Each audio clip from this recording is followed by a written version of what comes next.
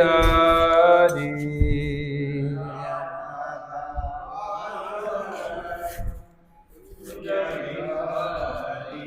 जय राधा माधव कुंज विहारी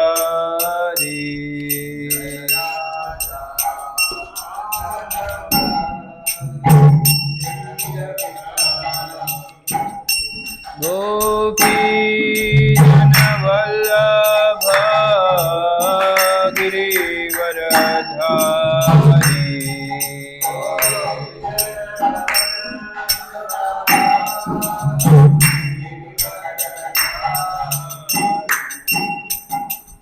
गोपी जन वल्लभ गिरिवरधारी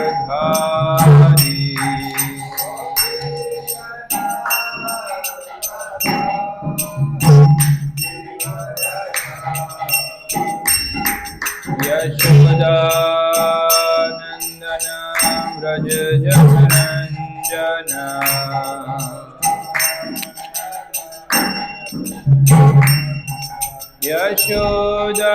यशोदानंदन व्रज जनरंजन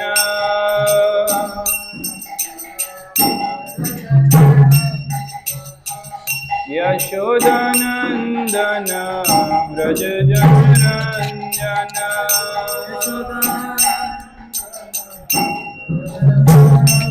यमुना तीर वनचारी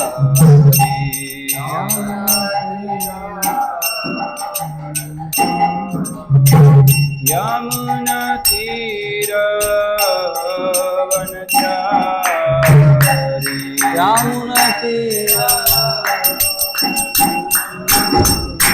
जय राधा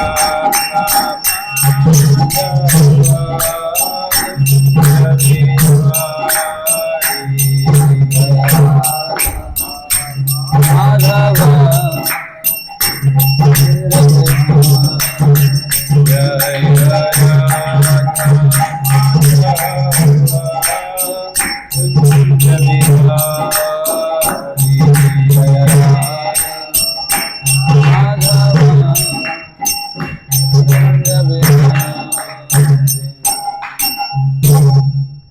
जय ओम विष्णुपाद परमहंस परिव्राजकाचार्य अष्टोत्तर श्री श्रीमद अभय चरणारविंद भक्ति वेदांत स्वामी श्रील प्रभुपाद की जय। श्री चैतन्य चरितामृत की जय।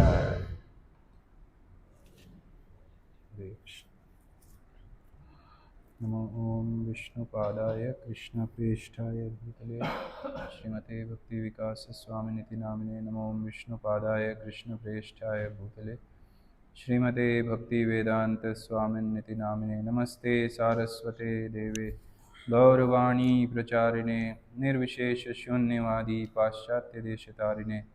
जय श्री कृष्ण चैतन्य प्रभु नित्यानंद श्री अद्वैत गदाधर श्रीवासादि गौर भक्त वृंद। हरे कृष्णा कृष्णा कृष्णा हरे हरे, हरे Ram Ram Ram Hare Hare. Hare Krishna. So last few days we have been discussing various aspects of Vaishnava etiquettes and behavior. గత కొద్ది రోజులుగా మనం వైష్ణవ సదాచారం వైష్ణవ మర్యాద అనే దాని గురించిన వివిధ అంశాలను మనం చర్చిస్తూ ఉన్నాం. So today we will take few questions and answers regarding those. ఈరోజు మనం కొన్ని ప్రశ్నలు సమాధానాలు స్వీకరిద్దాం దానికి సంబంధించి. But one thing we have to keep in mind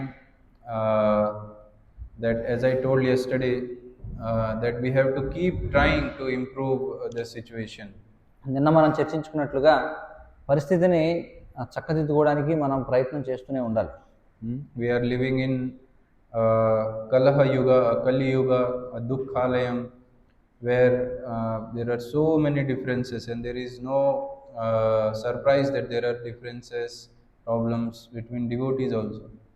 మరి మనం కలహయుగమైనటువంటి కలియుగంలో జీవిస్తున్నాం. అలాగే ఇది దుఃఖాలయం, అశాశ్వతమైన ప్రపంచం.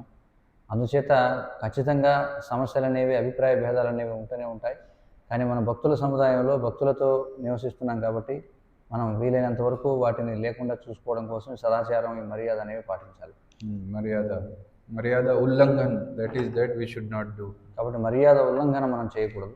So we should try as much as we can to rectify the situation, but we should not go too deep about it, because we should know the circumstances we are staying in, Dukhalayam.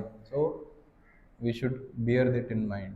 కాబట్టి మనం వీలైనంతగా వీటిని తగ్గించడానికి మనం ప్రయత్నం చేయాలి సదాచారాన్ని ఆచరించడం ద్వారా.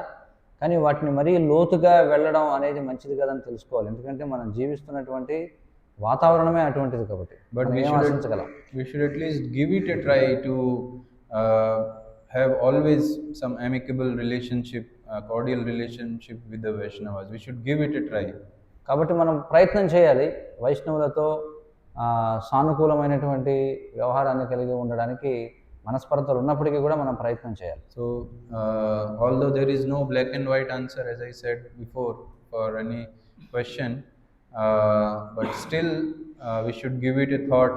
We should be sensitive when dealing with Vaishnavas. కాబట్టి మనం ముందు చెప్పుకున్నట్టుగా ఖచ్చితంగా నలుపు తెలుపులాగా స్పష్టమైనటువంటి సమాధానాలు ఉండకపోవచ్చు. కానీ మనం గుర్తుపెట్టుకోవాలి, మనం ప్రయత్నం చేయాలి వీలైనంతగా మనం వీటిని అర్థం చేసుకోవడానికి. So we'll take the questions. మరి ప్రశ్నలు ఏమైనా ఉంటే మనం చూద్దాం. ఏమైనా ప్రశ్నలు ఉన్నాయా?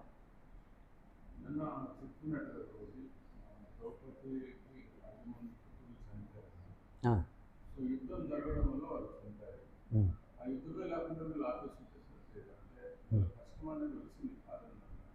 అయితే ఇంత దయాన్ని ఆమె అలాగా వదిలేయకుంటే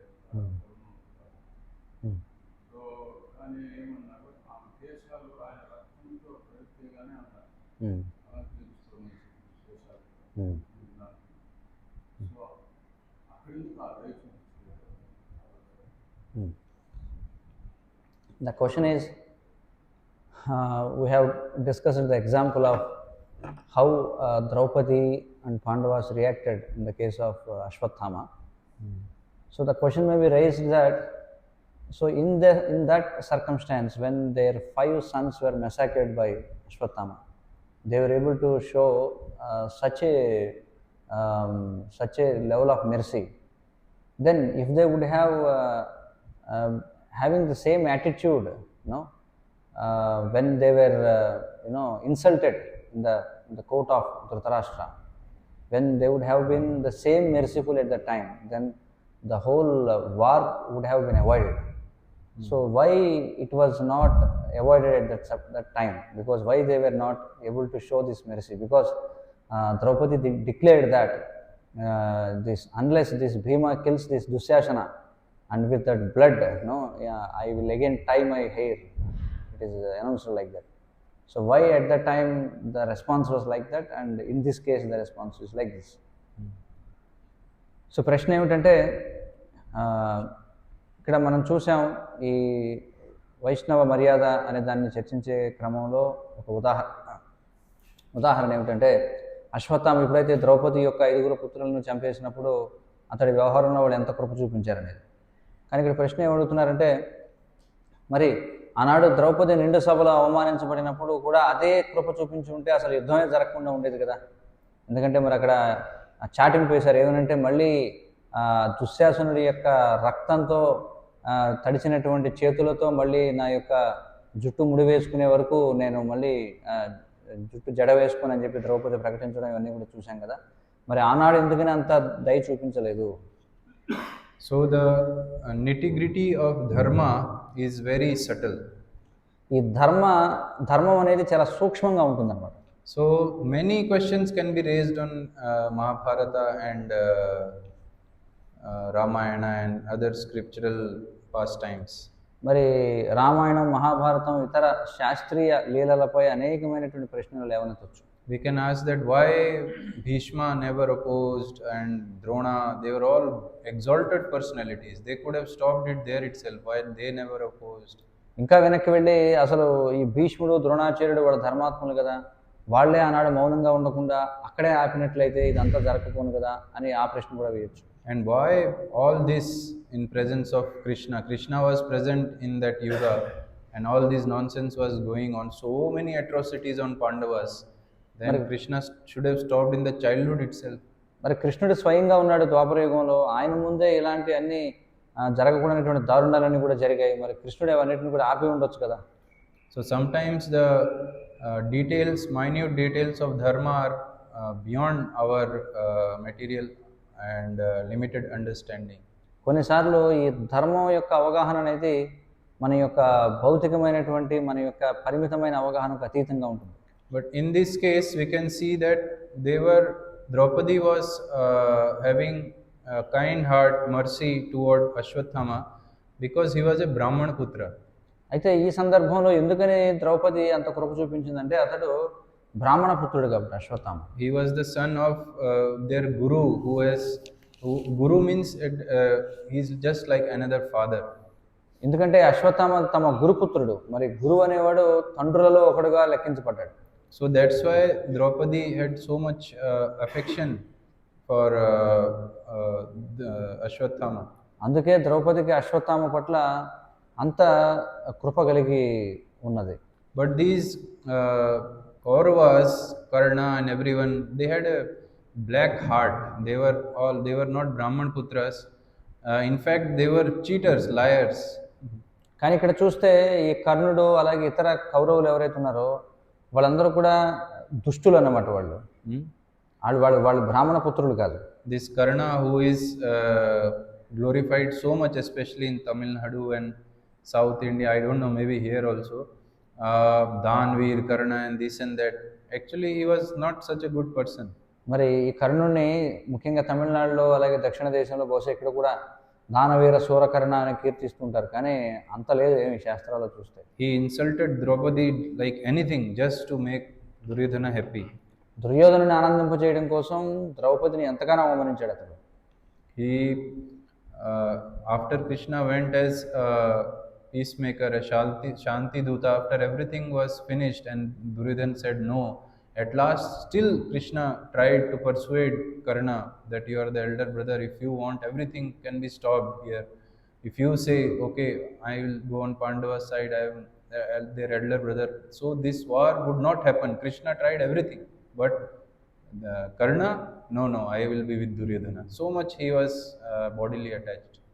మరి కృష్ణుడు మనం చూస్తే ఎంతగానో ప్రయత్నం చేశాడు యుద్ధాన్ని ఆపడం కోసం. ఆయన శాంతిదూతగా వెళ్ళినప్పుడు దుర్యోధనుడితో చెప్పాడు, నీకు చూడు, నీకు ఏ రాజ్యం కావాలంత తీసుకో అంతా అని చెప్పి అన్నాడు. అలా కర్ణుడితో ఏమన్నాడంటే, చూడు నువ్వు పాండవులకి పెద్ద సోదరుడు, నువ్వు ఆ ఒక్క విషయం చెప్పు, నేను ఒక పాండవుల్లో ఒకడిని, నేను వారికంటే పెద్దవాడిని అని చెప్పు, నువ్వే రాజ్యం అంతా తీసుకో, నువ్వు సర్ది చెప్పు దుర్యోధనుడికి యుద్ధం వద్దని చెప్పాడు. కానీ కర్ణుడు ఏమాత్రం కూడా అంగీకరించలేదు. లేదు, నేను దుర్యోధనుడికి ఆనందాన్ని ఇవ్వాల్సిందే అన్నాడు. So these were all they were not Brahminical. That's why Draupadi was also a Kshatriyani, and that's why she took some vow like that. కాబట్టి వాళ్ళు ఎవరో బ్రాహ్మణులు కాదు, వాళ్ళు క్షత్రియులు వాళ్ళు. మరి ద్రౌపది కూడా క్షత్రియాని, అందుచేతనే ఆమె అంత తీవ్రంగా మాట్లాడాల్సి వచ్చింది, అది శపథం చేసింది. But because Ashwatthama was a Brahmana putra, and also he also tried to persuade Duryodhana to stop the war, but Duryodhana did not listen to him also. మరి అశ్వత్థామ బ్రాహ్మణ పుత్రుడు, అలాగే అశ్వత్థామ కూడా దుర్యోధనుడికి నచ్చజెప్పాలని చూశాడు యుద్ధం చేయొద్దని, కానీ దుర్యోధనుడు వినలేదు. And according to Shastric injunctions, it is mentioned in the Bhagavatam towards the end of this episode that Brahmanas are not supposed to be killed like this. అలాగే భాగవతంలో ఎప్పుడైతే ఈ ఉదంతం వివరించబడిందో దాని ముగింపులో ఏమని చెప్పబడిందంటే, బ్రాహ్మణులు ఈ విధంగా ఒక పశువులాగా వధింపదగిన వారు కారు అని చెప్పబడింది. So whatever punishment was given to Ashwatthama was according to dharma. కాబట్టి అశ్వత్థామకి ఏదైతే శిక్ష వేయబడిందో అది ధర్మానుసారంగానే వేయబడింది. And whatever punishment was given to Kshatriyas, that was also dharma, because Krishna wanted that. అలాగే క్షత్రియులకి ఏదైతే శిక్ష వేయబడిందో అది కూడా ధర్మం ప్రకారమే ఉంది, ఎందుకంటే కృష్ణుడు అది కోరుకున్నాడు కాబట్టి.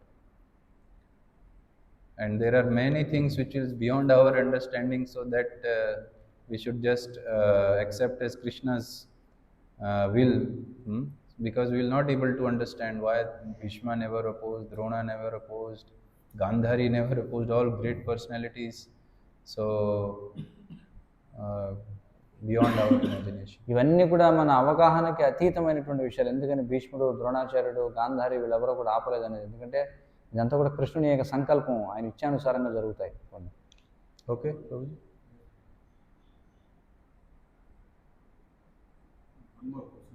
ఇప్పుడు ఆన్లైన్లో ఎవరు లేరంటే మనం ఆన్లైన్లో ఎవరైనా ప్రశ్న అడుగుతారా? Yesterday one Mataji had the one question is question. there. She gave. Shall we take it? You can take that first. Yesterday she wanted to ask. Okay, I will read the question. There is one devotee who is sincere and chanting 16 rounds, reading Bhagavad Gita, Srimad Bhagavatam and other books of Srila Prabhupada. The devotee is also hearing Srila Prabhupada's lectures daily, hearing Maharaja's lectures, attending daily Srimad Bhagavatam classes and doing book distribution, although not very consistently. By observing all this, I feel the devotee has a good understanding of the philosophy and is able to preach nicely to others, as seen during book distribution. Since I am in a remote place, I requested this devotee to take care of other devotees and give them personal association. I explained how I was previously doing this and encouraged the devotee to stay in touch with people who are showing strong interest in chanting and reading. However, the devotee responded by quoting Janma Sarthaka Kari Kara Paropakara. When I explained that since the devotee is practicing Krishna consciousness sincerely, she can also encourage others and inquire about them. The devotee replied, "No, my life is not yet successful. How can I guide others?" I then told the devotee to take her time and that they can begin helping others whenever they feel ready. This situation has created some confusion for me, Prabhu, and I have the following questions. First one, sometimes I feel I could suggest that the devotee continue reading Bhagavad Gita and Srimad Bhagavatam and hearing Srila Prabhupada's lectures, Maharaja's lectures and daily Srimad Bhagavatam classes, and that the remaining time could be invested in guiding and supporting new devotees rather than spending more time only on reading and hearing. However, I am not sure if this is appropriate, as it might demotivate the devotee who is enthusiastically engaged in hearing and reading. These thoughts are always coming to me. I am understanding that I am expecting, but how do I train my mind in this situation? Second, should I remind this devotee again to take care of others, or should I wait until the devotee feels inspired from within? Third, regarding Janma Sarthaka Kari Kara Paropakara, how do we understand when our life has become successful and when we should begin working for the benefit of others? Kindly guide me in this matter. So, so ఈ ప్రశ్న యొక్క సారాంశం ఏంటంటే, ఒక భక్తుడు పాటించాల్సినటువంటి విధి నియమాలు అలాగే సాధన ఏవైతే ఉన్నాయో అన్నీ కూడా అంటే భక్తురాలు మొత్తానికి వాళ్ళు సాధన చేస్తున్నారు, వాళ్ళు కావాల్సినవన్నీ కూడా చేస్తున్నారు. కానీ ఇతరులకు ప్రచారం చేయడానికి సమయం వెచ్చించట్లేదు. అడిగితే ఇంకా నేనే నా జీవితాన్ని ఇంకా సార్థకం చేసుకోలేదు, ఇతరులకు ఎలా నేను పరోపకారం చేస్తాను అని అనుకుంటున్నారు.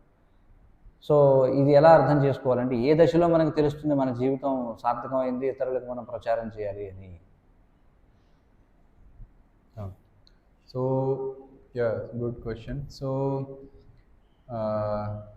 జీవన సార్థక్ కోరి కరో పరోపకార్. So very catchy situation.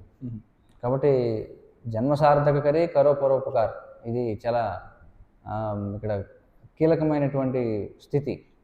But it may take many life times to make the Jeevan 100% Sarthak. కానీ మన జీవితాన్ని సార్థకం చేసుకోవడానికి వందలాది జీవితాలు పట్టచ్చు. Correct, right? We may experience that, right? Is one lifetime enough to make the Jivan Sarthaka? It may take many lifetimes. కాబట్టి మీకేమనిపిస్తుంది, ఒక జీవితం సరిపోతుందా మన జీవితాన్ని సార్థకం చేసుకోవడానికి? ఎన్నో జీవితాలు పట్టచ్చు. So whoever is preaching to others, do we think that they have made their Jivan Sarthaka 100%?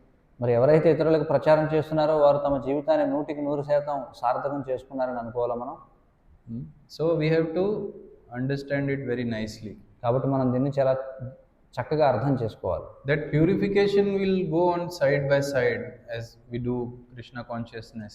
మనం కృష్ణ చైతన్యాన్ని సాధన చేస్తూ ఉంటే పవిత్రీకరణ అనేది పక్కనే అది కూడా జరుగుతూ ఉంటుంది. But whatever we do in Krishna consciousness, whatever activity, it should not be just theoretical and mechanical. కానీ ఏదైతే మనం కృష్ణ చైతన్య సాధన చేస్తున్నామో అదేదో కేవలం తాత్వికంగా లేకపోతే యాంత్రికంగా జరగకూడదు. We should give it to others also. మనం కృష్ణ చైతన్యాన్ని ఇతరులకు కూడా ఇవ్వాలి. Then we see that we feel so enthusiastic. అప్పుడు మనకి చాలా ఉత్సాహంగా ఉన్నట్టుగా మనకి తెలుస్తుంది.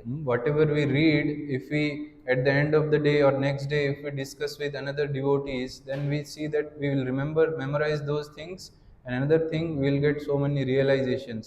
మనం ఏదైతే చదువుతామో చదివిన దాన్ని రోజు మనం ఇతరులతో కనుక పంచుకున్నట్లయితే మనకి అది బాగా గుర్తుంటుంది, అలాగే మనకి ఉత్సాహం కలుగుతుంది, మనకి ఎన్నో సాక్షాత్కారాలు కూడా వస్తాయి.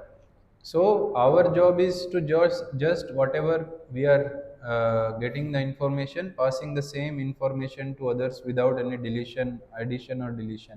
మన బాధ్యత ఏమిటంటే మనకి ఏదైతే సమాచారం లభిస్తుందో దాన్ని యథాతథంగా దాంట్లో ఏమీ మార్పు చేర్పులు చేయకుండా అవతల వాళ్ళకి అందించడమే. So Jivan Sarthaka Kori Paropkar does not mean that once I attain 100% purification, then I will think of Paropkar of others.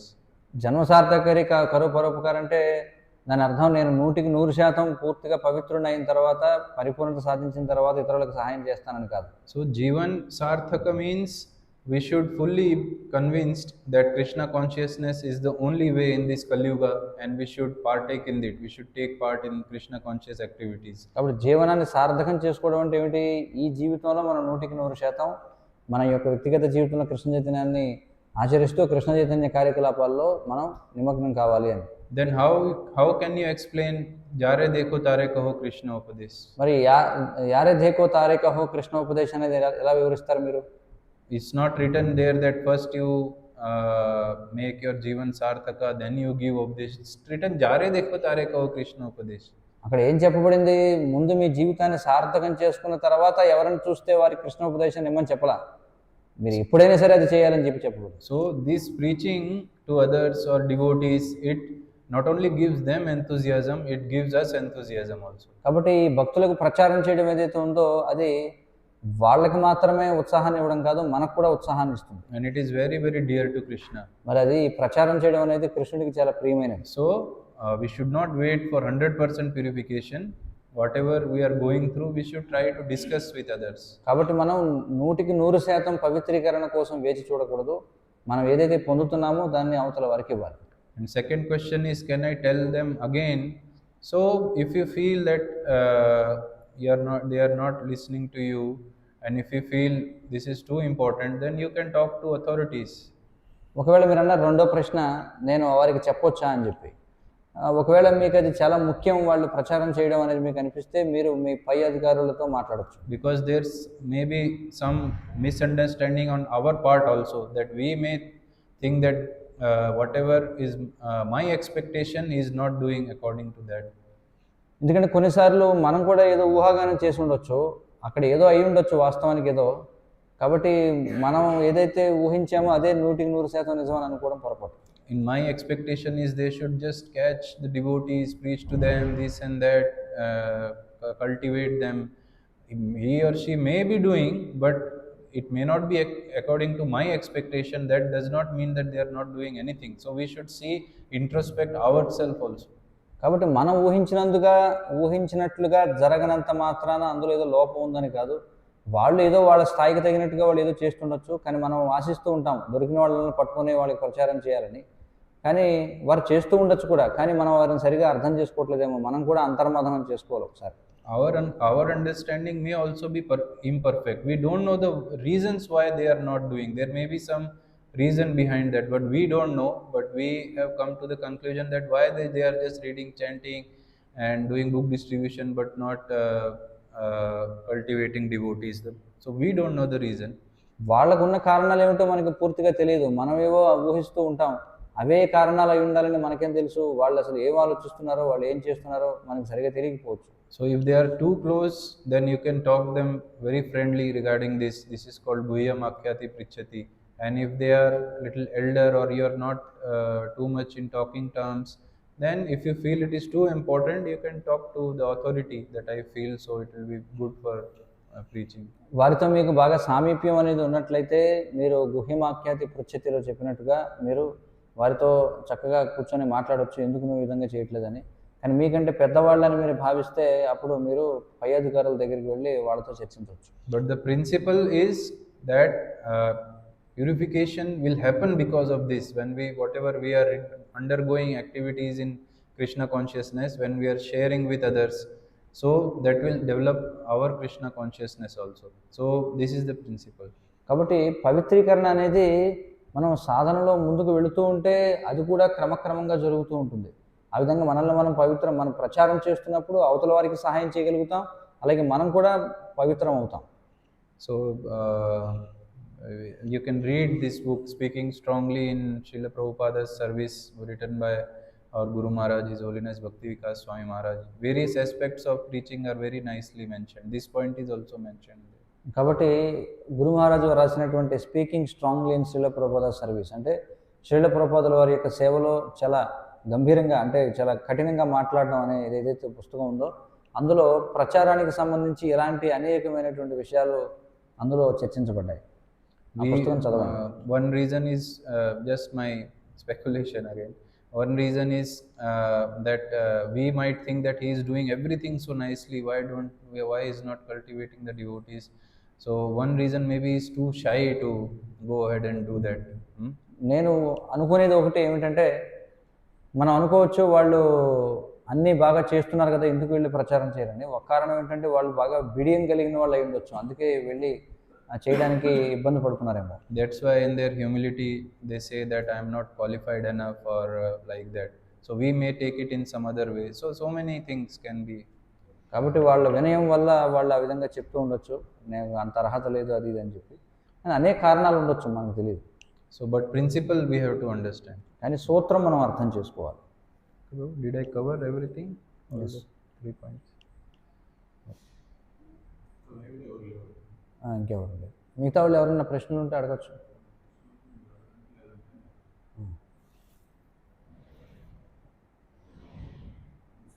ISKCON భక్తులు మామూలుగా బయట వాళ్ళంతా ఎక్కువగా ప్రశ్నిస్తారు. ఏమంటే ఒకటి కృష్ణుడు ఎందుకు యజ్ఞదాచరతి శ్రేష్టాన్ని ఉపదేశం చేస్తూనే అతను ఏం చేశారంట ఒక నిమిషం.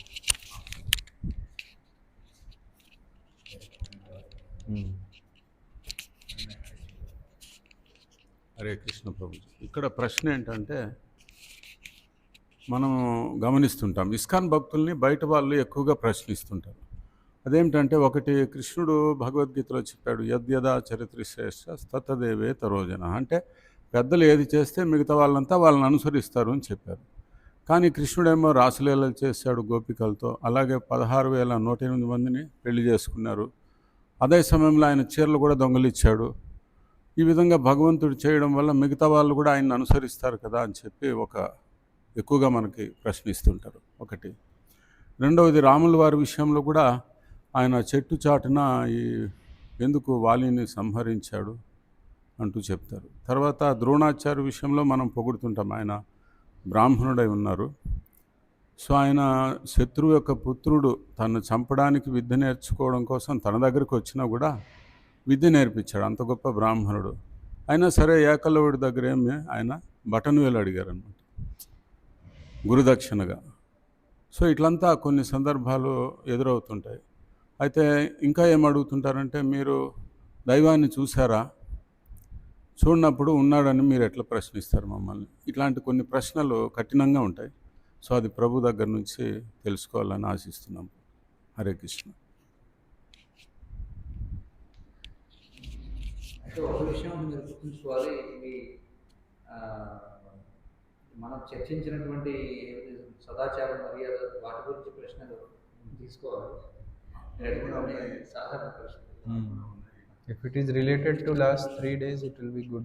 ముందు మీ ప్రశ్న విన్నాను కాబట్టి గత 3 రోజుల్లో చర్చించుకున్న విషయాలకు సంబంధించి ఏమన్నా ప్రశ్న ఉంటే అడగచ్చు. ఉన్నాయా ప్రశ్న? Now, whatever I understood, that some type of controversial questions people ask, then how to reply to them. This is the thing, right? Wali and Yes. Rama killing Wali and Krishna performing Krishna notorious performing activities. Ras Leela. Yeah. So we have to first be ourselves convinced. మొట్టమొదట మనకి సంపూర్ణ విశ్వాసం ఉండాలి.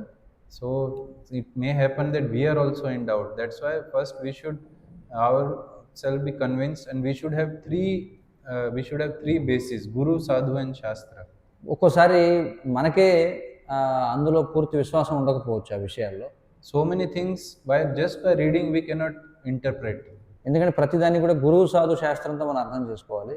చాలా విషయాలు ఏదైతే చదువుతామో దాన్ని యథాతథంగా మనం అర్థం చేసుకోలేము. And that's why we have to consult other Vaishnavas, consult authorities, consult senior Vaishnavas, consult Guru. So this is all the package by which we collect the correct information. కాబట్టి సరైనటువంటి సమాచారం మనకి ఎలా వస్తుంది అంటే మన గురువుని అడగాలి, వైష్ణవుని అడగాలి, సరైనటువంటి ప్రామాణికులను అడగాలి. ఆ విధంగా మనం సమాచారం తెలుసుకోవచ్చు. And then we go and preach to people. So there are various categories of people. కాబట్టి తర్వాత మనం వెళ్ళి రకరకాల జనులకు ప్రచారం చేస్తాం. జనాలు రకరకాల వర్గాల్లో ఉంటారు. Some are broad-minded. They will have the same question, but when you give them answers according to the scriptures, they will understand. Oh, yes, it was my misunderstanding. కొంతమంది విశాల హృదయం కలిగి ఉంటారు. వాళ్ళ దగ్గరికి వెళ్ళి మనం చెప్పినప్పుడు వాళ్ళు దాన్ని వెంటనే అర్థం చేసుకోగలుగుతారు. ఓ, వాస్తవానికి నా అవగాహనలోనే లోపం ఉందన్నమాట. For some, it will take some time to understand. కొంతమందికి కొంత సమయం పడుతుంది అర్థం చేసుకోవడానికి. And some will never understand. They are just there to criticize. కొంతమందికి ఎప్పటికీ అర్థం కాదు, వాళ్ళు విమర్శించడం కోసమే ఉంటారు. So we should be first ourselves convinced, then with the help of Guru, Sadhu and Shastras, we should have the correct answers for these questions. And when we go out in public, we should teach whatever we have learned, and then Krishna will see who will understand, who will not understand. కాబట్టి మనం ముందు సరైనటువంటి మూలం నుంచి మనం వీటికి సమాధానం తెలుసుకోవాలి, చక్కగా గ్రంథాలు చదివి తెలుసుకోవాలి. తర్వాత మనం వెళ్ళి అవతల వాళ్ళకి మనం వీటి గురించి చెప్పొచ్చు, అప్పుడు వాళ్ళు అర్థం చేసుకుంటారు. We should not, by that time Krishna will give us intelligence. We should not waste on time on those people who are just there to argue. కొంతమంది కేవలం ఊరికే వాదించడానికే ఉంటారనమాట. వాళ్ళ మీద మన సమయం వృధా చేయకూడదు. ఎందుకంటే మనకు కూడా కృష్ణుడు బుద్ధిని ఇస్తాడు, ఇప్పుడు ఎవరికి ఏం చెప్పాలి ఏంటనేది. That intelligence Krishna will give. So many times in book distribution you would have seen that we are wasting 1 hour behind to convince one person regarding something, and he is just speaking, blabbering here and there. So in book distribution you will understand that no, we should go to some other person. This man will not understand. ఒక్కోసారి మన పుస్తక వితరణలో చూస్తుంటాం, ఒకే వ్యక్తిని గంట సేపు మాట్లాడినా సరే వాడు పుస్తకం తీసుకోడు. మనకు అర్థమైపోతుంది వీడు మన సమయాన్ని వృధా చేయడానికి ఉన్నాడని చెప్పి. అలాంటి వాడిని వదిలేసి మనం వేరే వాళ్ళ దగ్గరికి వెళ్ళిపోవాలన్నమాట. They are time wasters, but we take it to our ego that no, I have to convince him. వాళ్ళు కేవలం సమయం వృధా చేయడం కోసమే ఉన్నారనమాట. కానీ మనం దాన్ని ఒక అహంకారపూరితమైనదిగా తీసుకుని లేదని ఎట్టి పరిస్థితుల్లో వీడిని ఒప్పించాలని అనుకుంటాం. So good people will come. Even though there are controversies, people will understand our preaching and nice people will come. అంటే మన యొక్క తత్వంలో వారికి అందులో పరస్పర విరుద్ధమైనట్టుగా ఉన్నట్టుగా కనిపించినా శ్రద్ధ కలిగినటువంటి వాళ్ళు ఉన్నారు, వాళ్ళు వస్తారు, వాళ్ళు అర్థం చేసుకుంటారు. And those who don't have to come, they will not even understand simple things which are not controversial also. That also will not be able to convince them. కొంతమంది ఎవరైతే రారో అసలు వాళ్ళకి ఎలాంటి వివాదం లేకపోయినా సరే దాన్ని వాళ్ళు అంగీకరించరు అనమాట, తీసుకోరు వాళ్ళు చెప్పిన. So we go to their place and perform Harinam Sankirtan. They will listen and may get some good sukriti. కాబట్టి అలాంటి వాళ్ళు ఉన్న ప్రాంతంలోకి మనం వెళ్ళి నామ సంకీర్తనం చేస్తాం. ఆ విధంగా ఆ శబ్దం వాళ్ళ చెవిలోకి పెడితే వాళ్ళకి ఏమైనా సుకృతి వస్తే రావచ్చు. ఓకే. ఆన్లైన్లో ఎవరికైనా ప్రశ్నలు ఉన్నాయా గత 3 రోజుల్లో చర్చించిన విషయాల్లో?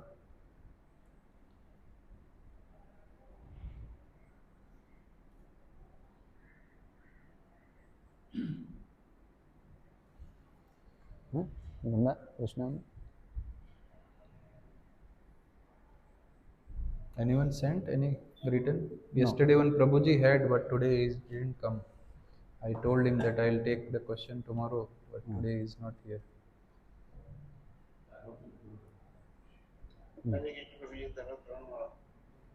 ప్రణామాలు. చెప్పండి, మీకు ప్రశ్న ఉందా?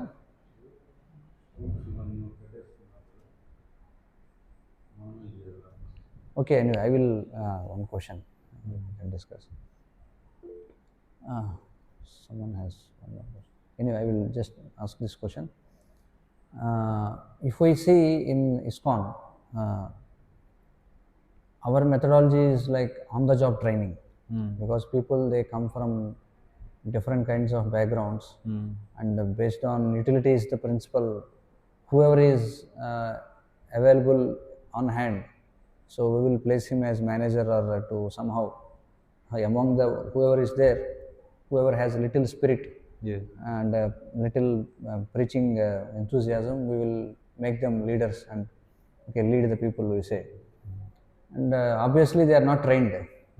So definitely there are going to be so many frictions because everyone is neophyte initially. Only thing they have is enthusiasm to preach and the understanding of Krishna consciousness. But they may not be aware of all this etiquette and nitty-gritties, how to deal with issues and all. So in such cases, so many devotees may come and they may leave because of the lack of experience and all. So in this case, we would have offended many devotees also, like that, because of our inexperience and immaturity. So what happens to that devotee? Because he is not trained in all these things, but in the process of preaching, he would have committed so many offenses towards many devotees. But he is sincere that he wants to preach. He doesn't have that knowledge and training. So how to understand this? ఇక్కడ ప్రశ్న ఏమిటంటే, మన ఉద్యమంలో మనం చూసినట్లయితే ఇస్కాన్లో సాధారణంగా ముందు అన్ని విషయాల్లోనూ శిక్షణ ఇచ్చిన తర్వాత వాళ్ళని ప్రచారానికి వెళ్ళమని చెప్పరు. ఉన్న వాళ్ళలో ఎవరికి కొంచెం ఉత్సాహం ఉంటే ప్రచారం చేయాలని వాళ్ళని ముందు పెట్టి నువ్వు నాయకుడిగా ఉండి నడిపించని చెప్పి అంటారు. వాళ్ళకి ప్రచారం చేయాలనేటువంటి ఉత్సాహం ఉంటుంది, కోరిక ఉంటుంది, వాళ్ళు శ్రద్ధ కలిగిన వాళ్ళు నిజాయితీ పరులు. కానీ ఇదిగో ఈ సదాచారం, మర్యాద ఇలాంటి వాటిలో వాళ్ళకి ఏం శిక్షణ ఉండదు. కాబట్టి ఆ క్రమంలో ఎంతోమందితో విభేదాలు వస్తుంటాయి, కొంతమంది వెళ్ళిపోతుంటారు, కొంతమంది ఇలా అనేక రకాల వ్యక్తులతో విభేదాలు, లేకపోతే తెలియకుండానే మనస్పర్ధలు వస్తుంటాయి. అంటే మనం ఎప్పుడు కూడా నేను చేసింది నిజమే అనుకుంటాం, సరైనది అనుకుంటాం, కానీ అది సరైనది కాకపోవచ్చు మరో దృష్టి నుంచి చూస్తే. సో ఇలాంటివన్నీ జరుగుతుంటాయి. మరి ఆ పరిస్థితుల్లో ఈ విధంగా చేసినటువంటి వ్యక్తి ఎవరైతే ఉన్నాడో నాయకుడు, అతని పరిస్థితి ఏమిటి? So once it reminded me of one incident with our Guru Maharaj long time back, somewhere in maybe in Avanti Ashram, somewhere 10-12 years back. I was very new in his personal service. ఇది నాకు ఈ ప్రశ్న ఒక ఉదంతం నాకు గుర్తు చేస్తుంది. సుమారుగా 11-12 సంవత్సరాల క్రితం అనుకుంటా, గురు మహారాజ్ వారితో నేను ఉన్నాను అవంతి ఆశ్రమం దగ్గర. నేను చాలా కొత్తగా ఉన్నాను అప్పుడు భక్తిలో. And I was trying hard but making so many mistakes and getting chastisement from our Guru Maharaj also. Then one day I became morose and I went to him. అయితే నేను ఆరంభంలో చాలా నిజాయితీతో ప్రయత్నం చేస్తున్నాను, కానీ ఎన్నో తప్పులు చేస్తూ ఉన్నాను. గురు మహారాజ్ వారు నన్ను తీవ్రంగా మందలిస్తూ ఉన్నారు. మరి దీనివల్ల నేను నిరాశ నిస్పృహలకు గురై ఒకరోజు గురు మహారాజ్ దగ్గరికి వెళ్ళాను. Because before I have heard that, oh, if you offend the Guru, you have to suffer in hell, and so many things I have heard, and I became very afraid and so many things. So I went to Guru Maharaj. ఎందుకంటే గురువు గారి సేవలు ఎన్నో తప్పులు చేస్తుండడం వల్ల నేను పూర్వం విన్నాను, గురువుకి అపరాధం చేయకూడదు, గురువుకి సేవా దోషం రాకూడదు, ఆ విధంగా చేస్తూ నరకానికి వెళ్తాం, అదేది విన్నాం. కాబట్టి అందుకని భయంతో నేను వారి దగ్గరికి వెళ్ళాను. So I went and asked Guru Maharaj. So I said, Guru Maharaj, in my services I am committing so many offenses daily. So what will be my gati? I am very afraid now regarding that. మరి నేను గురు మహారాజ్ దగ్గరికి వెళ్ళి అడిగాను, మహారాజా, మరి నేను నా సేవలో ఎన్నో దోషాలు ఉన్నాయి, మరి ఎన్నో తప్పులు చేస్తున్నాను, మరి నా గతి ఏమిటి, నేను ఎంతగా దుఃఖాన్ని అనుభవించాల్సి వస్తుంది దీనివల్ల. Then Guru Maharaj told me that there is a difference between committing offenses and committing mistakes. అయితే గురు మహారాజ్ ఏమన్నారంటే, అపరాధాలు చేయడానికి తప్పులు చేయడానికి తేడా ఉంది అని చెప్పన్నారు. So he said that if you want to do something but you do it wrong but unintentionally, it was not your intention to do it wrong, but it happens like that, then that comes under the category of mistakes. అయితే ఆయన ఏమన్నారంటే, నువ్వు ఉద్దేశపూర్వకంగా చేయలేదు, ఏదో చేద్దాం అనుకున్నావు, కానీ ఆ క్రమంలో తప్పులు జరిగాయి నీకు తెలియకుండానే, అప్పుడు అది అపరాధం కిందకి రాదు, అది తప్పు కిందకు వస్తుంది. And if you are intentionally if you want that, yes, I want them to go through pain, and intentionally you are doing something, then that is offensive. అయితే ఆయన ఏమన్నారంటే, నువ్వు ఉద్దేశపూర్వకంగా అవతల వారిని హింసించాలనే భావంతో నువ్వు ఏదన్నా వారికి చెడు తలపెట్టినట్లయితే అప్పుడు అది అపరాధం కిందకు వస్తుంది. And if you go on repeating the mistakes, then you are foolish. That is foolishness. కానీ నువ్వు తప్పులు అలా చేస్తూనే ఉన్నావు అనుకో, దాని అర్థం నువ్వు మూర్ఖుడు అని. So he said that one way of escaping from mistakes is just don't do anything. Sit in one room, just sit, don't do anything. In that way, we'll become eligible to not commit any mistakes because we are not doing anything. ఆయన ఏమన్నారంటే ఒకవేళ నువ్వు ఏ తప్పులు కూడా చేయకూడదని అనుకుంటే దానికి శ్రేష్టమైన మార్గం ఏమిటంటే ఏమీ చేయకుండా ఒక గదిలో కూర్చోవడం. ఎందుకంటే నువ్వు ఏమి చేయవు కాబట్టి నువ్వు తప్పులు కూడా చేసే అవకాశం లేదు. But that is not the correct way of avoiding mistakes. So we have to do the work, and meanwhile, while doing the service, we are bound to do the mistakes. కాబట్టి ఆయన ఏమన్నారంటే ఆ తప్పులు తప్పించుకోవడానికి, తప్పులు చేయడం నుండి తప్పించుకోవడానికి అది సరైన మార్గం కాదు. మనం చేయాల్సింది ఏమిటి, మనం చేయాల్సినటువంటి సేవ మనం చేయాలి, కానీ అందులో తప్పులు జరుగుతూ ఉంటాయి, కానీ దాని గురించి మనం తెలుసుకుంటూ సరిదిద్దుకుంటూ ఉండాలి. And most important thing is we should learn from our mistakes so as to not to repeat them again and again, or else we'll be foolish people. మనం నేర్చుకోవాల్సింది ఏమిటంటే మనం చేసినటువంటి తప్పుల నుండి మనం పాఠాలు నేర్చుకోవాలి, కానీ చేసిన తప్పుల నుంచి పాఠాలు నేర్చుకోకపోతే మనం మూర్ఖులం అన్నమాట. So that is what happens in Krishna consciousness, that because we are all not trained, and we just joined and we are doing something which we never thought we will be doing, so mistakes are bound to happen. కాబట్టి ఖచ్చితంగా తప్పులు అనేవి జరుగుతాయి కృష్ణ చైతన్యంలో. ఎందుకంటే మనం వచ్చినటువంటి నేపథ్యం వేరు. మనం పూర్వం ఎన్నడూ కూడా ఇప్పుడు మనం ఏదైతే పని చేస్తున్నామో అది చేస్తామని జీవితంలో ఎప్పుడు కూడా అనుకోలేదు. కానీ పూర్తి విభిన్నమైనటువంటి వాతావరణంలో మనం ఉన్నాం కాబట్టి ఖచ్చితంగా తప్పులు చేస్తాం. Not only in doing some service, this and keeping this there or cooking, not only in doing practical services, even in dealing with devotees, mistakes are bound to happen. కాబట్టి కేవలం ఏదో ఈ వస్తువు అక్కడ పెట్టడం, ఆ వస్తువు ఇక్కడ పెట్టడం ఇలాంటి పనులు చేయడంలో మాత్రమే కాదు, భక్తులతో వ్యవహారం చేసేటప్పుడు కూడా ఖచ్చితంగా మనం తప్పులు చేస్తాం. So the problem happens when we are repeating that mistake again and again, even though we know that yes, this has created such an issue, again we are repeating that mistake. That is the problem. కానీ ఇక్కడ సమస్య ఏమిటంటే చేసిన తప్పులే మళ్ళీ మళ్ళీ చేస్తూ ఉంటే అది తప్పు. So we should regularly introspect that what I did wrong, and like that we should be introspecting and consulting with the senior devotees. That will show us so many things that we are not able to see ourselves. కాబట్టి మనం అంతర్మథనం చేసుకుంటూ ఉండాలి. ఇలాంటివి ఏమైనా జరిగినప్పుడు వెళ్ళి పెద్దవాళ్ళని అడగాలి, ఏమిటిది ఎలా చేయాలి ఏమిటనేది. అప్పుడు మనకి ఏవైతే విషయాలు మనం చూడలేమో వాళ్ళు చూడగలరు మనకంటే పై వాళ్ళు, కాబట్టి వాళ్ళు మనకు చెప్తారు. And then we should try very, very meticulously by learning about these etiquettes and discussing with devotees and so many things, not to commit same mistakes again. కాబట్టి మనం అందుకే చాలా జాగ్రత్తగా మనం ఈ సదాచారం మర్యాద గురించి తెలుసుకుని మనం పెద్దల యొక్క ఆధ్వర్యంలో సేవ చేస్తే అప్పుడు మళ్ళీ చేసిన తప్పులే మళ్ళీ చేయకుండా ఉంటాం. But not even in our dreams we should try to do intentional harm to someone. కాబట్టి మన కలలో కూడా ఎవరికి కూడా కోరి మరి వారికి హాని తలపెట్టాలని అనుకోకూడదు. Then Krishna will not tolerate that. అప్పుడు కృష్ణుడు దాన్ని క్షమించడు. So it's an emergency situation. We can say it's a war-like situation. ప్రస్తుతం మనం ఉన్నది ఒక అత్యవసర స్థితి, ఒక విధంగా చెప్పాలంటే యుద్ధం లాంటి స్థితి అని చెప్పుకోవాలి. So in war-like situation there will be so much chaos, everyone running here and there, doing this and that. So some mistakes are bound to happen. యుద్ధ వాతావరణంలో అంతా కూడా గందరగోళంగా ఉంటుందన్నమాట. అటు ఇటు పరిగెడుతుంటారు అందరూ కూడా, కాబట్టి ఖచ్చితంగా తప్పులు జరుగుతాయి. So we should be very, very careful not to repeat those mistakes. That is what is Krishna consciousness. కాబట్టి మనం జాగ్రత్తగా ఉండాలి, మళ్ళీ ఆ తప్పులు మళ్ళీ చేయకుండా. అదే కృష్ణ చైతన్యం అంటే. This word Jagrata is very important because before joining Krishna consciousness we were not so Jagrita. We were not even thinking whatever we are speaking, whatever we are doing, will there be any consequences? Just we were doing the things. Krishna చైతన్యంలో రాకముందు మనం ఏం చేస్తే ఏమవుతుందనే చేతనం మనకు లేదు, మనకి ఇష్టం వచ్చినట్టుగా ఏదేదో చేస్తూ ఉన్నాం. కానీ ఇప్పుడు కృష్ణ చైతన్యంలోకి వచ్చాక చాలా జాగ్రత్తగా ఉంటాం. ఈ పదం చాలా ముఖ్యం, ఎందుకంటే మనం ఏం చేస్తున్నాం, ఎలా చేస్తున్నాం, ఎక్కడ చేస్తున్నాం అనేది అన్ని కూడా ఆలోచించుకుని చేస్తాం అక్కడ. But Vaishnava community, Krishna consciousness is not like that. It's a razor's edge. We should be very, very careful not to offend anyone, even in our dreams. కాబట్టి వైష్ణవ సమాజం అనేది కత్తి మీద స్వాము లాంటిది అనమాట. మనం కత్తితో వ్యవహారం ఇది. అందుచేత మనం కలలో కూడా ఎవరికి హాని తలపెట్టాలని అనుకోకూడదు.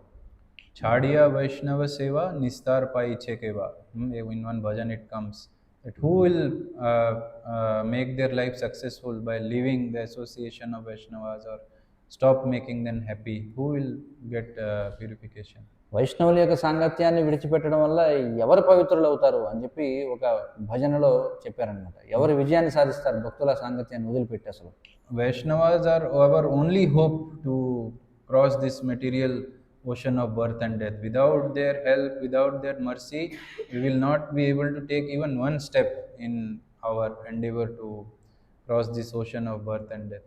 జన్మ మృత్యు భరితమైన ఈ భవసాగరాన్ని దాటడానికి మనకు ఉన్నటువంటి ఏకైక ఆశ ఏమిటంటే వైష్ణవుల యొక్క సాంగత్యం. మరి దాన్ని విడిచిపెడితే మనం ఒక్క అడుగు కూడా మనం ముందుకు వెళ్ళలేము ఈ సాగరాన్ని దాటడంలో. So we should always endeavor that not even a single devotee becomes unhappy because of my actions. కాబట్టి మనం చేసే పనుల వల్ల ఒక్క భక్తుడు కూడా నొచ్చుకోకూడదు అనే విధంగా మనం వ్యవహారం చేయాలి జాగ్రత్తగా.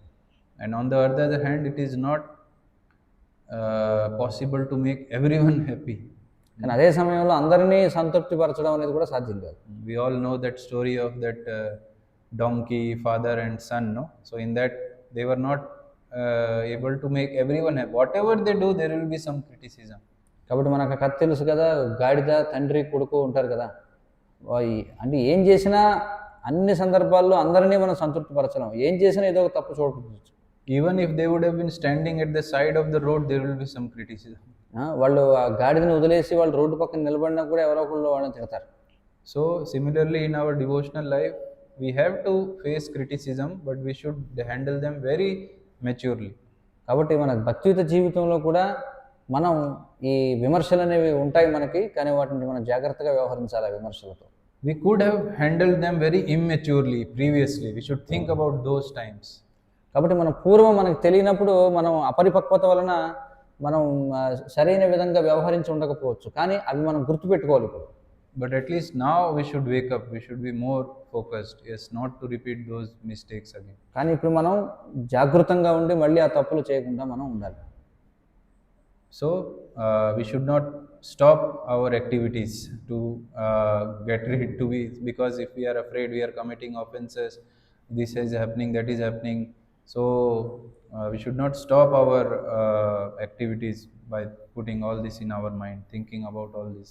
కాబట్టి మనం తప్పులు చేస్తామనేటువంటి భయంతో మనం చేయాల్సినటువంటి సేవ చేయకుండా ఉండకూడదు. అవన్నీ కూడా మనసులో పెట్టుకుని అయ్యో పూర్వం అలా చేశానే, మళ్ళీ చేస్తే తప్పులు అవుతాయి, ఇంక నేను చేయను ఆ పని అని అనుకోకూడదు.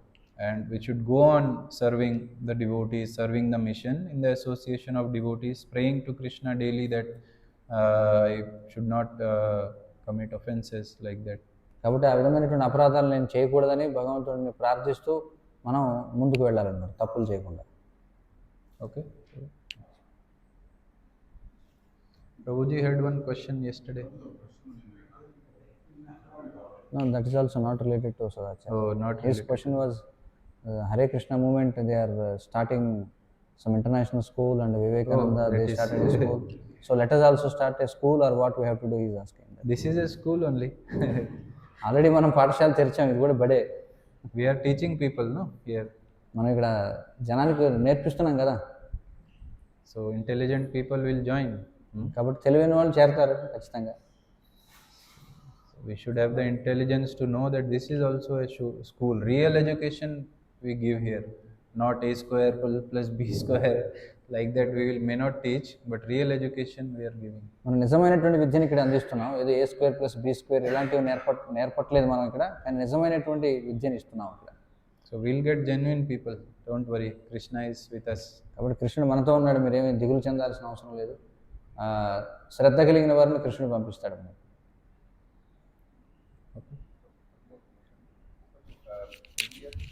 ఓకే.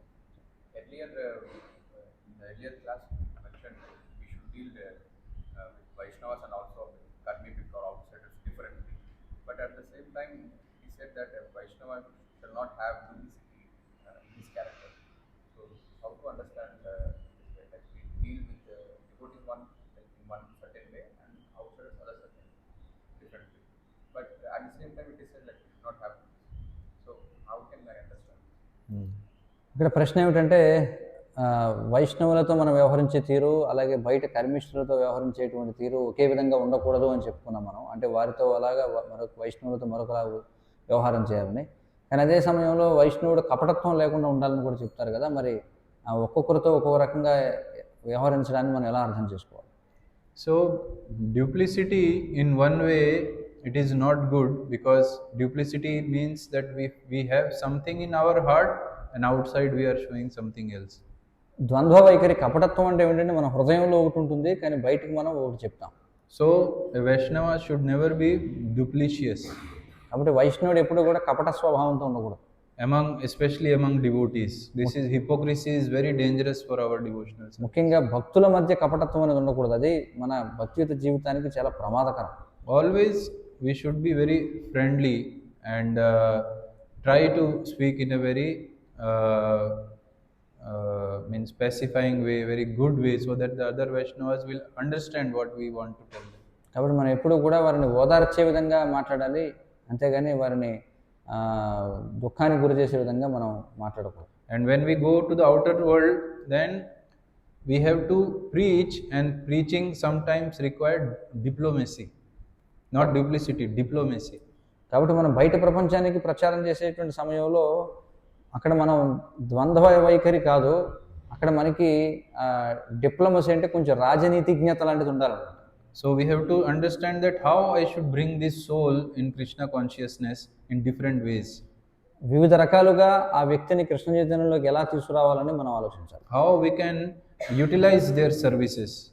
వారి యొక్క సేవలను ఎలా మనం వినియోగించుకోవాలని ప్రయత్నం చేయాలి. For example, Srila Prabhupada, when he was dealing with Mr. Iyer, Mr. and Mrs. Nair, in the for the Juhu land. So many diplomatic things were going on. మరి శ్రీల ప్రభుపాద వారు మనం చూస్తే జూహులో ఉన్నటువంటి భూమిని స్వాధీనం చేసుకోవడం కోసం నాయర్ అనేటువంటి వ్యక్తితో అతని భార్యతో ఎలా వ్యవహరించారు ఇవన్నీ మనం చూడొచ్చు. Srila Prabhupada used to tell that they are thinking that they are very clever, but I am also a Calcutta boy. Prabhupada వారు ఏమన్నారంటే వాళ్ళకి వాళ్ళు చాలా తెలివైన వాళ్ళని అనుకుంటున్నారు, కానీ నేను కూడా కలకత్తా కుర్రోడ్నే అని చెప్పి. Calcutta boy means very sharp in dealings. Calcutta No one కుర్రోడ్ can అంటే cheat them. వ్యవహారాలు చేయడంలో చాలా చురుగ్గా ఉంటారు, వాళ్ళని ఎవరో మోసం చేయలేరు. So at the end what happened, that that lady Nair, she brought a guru with herself, and Prabhupada was sitting and they were talking, and suddenly he told Srila Prabhupada that Guruji, you might be feeling sleepy, so kindly take some rest. He is telling Prabhupada. అయితే అక్కడ చూడొచ్చు ఈ నాయర్ భార్య ఏం చేసిందంటే ఒక సాధువుని తీసుకొచ్చింది ప్రభుపాదుల వారి దగ్గరికి. మరి ఆ మాటలు మాట్లాడుతూ ఉండగా స్వామీజీ వచ్చినటువంటి సాధువు ఏమన్నాడంటే ప్రభుపాదుల వారితో, స్వామీజీ మీకు కొంచెం నిద్ర వస్తున్నట్టుగా ఉంది, కాసేపు మీరు విశ్రమించండి అన్నారు. So Prabhupada said, no problem, Swamiji, you can take rest, I am good, I will have some, I will speak to my disciples. కానీ ప్రభుపాద ఏమన్నారంటే, పర్వాలేదు స్వామి, నాకు ఇబ్బంది ఏం లేదు, మీకు కావాలంటే మీరు విశ్రాంతి తీసుకోండి, నేను నా శిష్యులతో మాట్లాడతాను ఇప్పుడు అని చెప్పాను. And after some time, this lady's guru, Nayar's guru, went to sleep, and immediately Prabhupada came and spoke to her personally, convinced her, got her signature. అయితే కాసేపటికి ఏమైంది, ఆ నాయర్ భార్య ఒక సాధువుని ఎవరినైతే తీసుకొచ్చిందో ఆ సాధువే కాసేపు నిద్రలోకి జారుకున్నాడు. అప్పుడు ప్రభుపాద వెంటనే ఆమె దగ్గరికి వెళ్ళి ఆమెతో ఏకాంతంగా మాట్లాడి ఆయన కావాల్సిన విధంగా ఆమెను ఒప్పించి సంతకాలు పెట్టించుకున్నారు. Prabhupada told that he is asking me whether you are feeling sleepy or not, Swamiji, because he wants to sleep, he is getting sleep. So Prabhupada caught this opportunity and got this deal done. ప్రభుపాదులు వారు ఏమన్నారంటే, ఆయన నన్ను అడుగుతున్నాడు మీకు ఏమన్నా కొంతసేపు విశ్రాంతి తీసుకుంటారా, నిద్ర వస్తుందా అని. వాస్తవానికి ఎందుకు అడిగారంటే అతనికి ఆ విధంగా నిద్ర వస్తుంది కాబట్టి వెంటనే దాన్ని అవకాశంగా తీసుకుని ప్రభుపాదుల వారు ఆయన పని కానిచ్చారు. And how Radha Landaneshwar came, we all know that story, that how Prabhupada transcendentally cheated them. అలాగే రాధా లండనేశ్వర్ విగ్రహాలు ఎలా వచ్చాయో మనకు తెలుసు, ఏ విధంగా ఆయన దివ్యమైనటువంటి మోసం చేశారో మనం చదవచ్చు. Prabhupada went to the donor's house and he was speaking that regarding the deities, and at one moment they said that we have one deity of Radha Krishna in our house, and Prabhupada looked but did not react anything. అయితే శ్రీల ప్రభుపాదుల వారు ఒక దాత ఇంటికి వెళ్ళారు. ఆ దాతతో మాట్లాడుతుంటే ఆ దాత ఏమన్నాడంటే మాటల్లో, మా దగ్గర రాధాకృష్ణుల విగ్రహాలు ఉన్నాయని చెప్పాను. అయితే ప్రభుపాద అసలు ఏమి స్పందించలేదు, ఏం పట్టించుకున్నట్టుగా అలాగే ఉన్నారు. He just saw them, okay, he as if he is not interested in them. వాళ్ళని చూసి ఆయనకి ఏదో ఆ విగ్రహాల పట్ల ఏ విధమైన ఆసక్తి లేనట్లుగా ఆయన ప్రవర్తించారు. And these well-wishers, donors, they had the dream that they wanted their name to be published, no? Puja Labh Pratishtha, that their name will be published, that we have given these deities, this and that. So many things they were thinking.